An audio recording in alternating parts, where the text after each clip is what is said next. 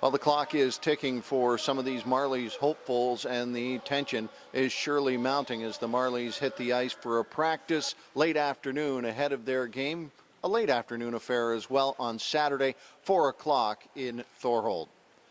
Well, certainly the question marks remain. What will happen in goal? And certainly that will have a lot to do with what happens with the Leafs and the decisions they make.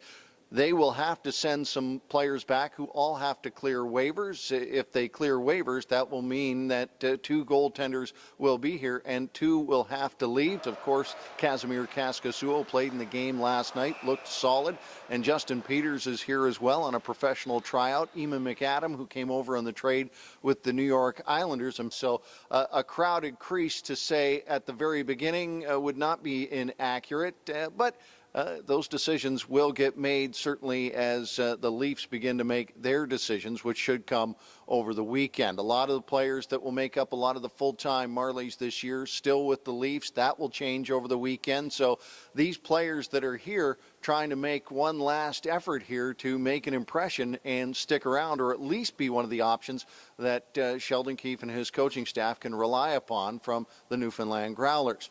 2 of the names that are of note: Sean Durzi, second-round pick out of Owen Sound. He's 19 years old, and he certainly had a good first game. Mac Hollywell, fourth-round pick, 5'9", 170 out of the Sioux. He just turned 20 years old, like just the other day, September 26th. He turned 20 years old. Looking back at the first preseason game, as I say, there were some bright spots in the performances as well.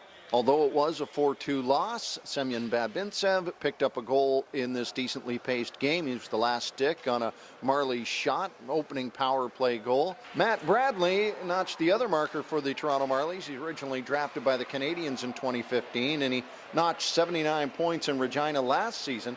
All 5 Marlies touched the puck before they picked up this marker. Game 2, it goes in Thorold at 4 o'clock, and we'll have it for you on Leafs Nation Network.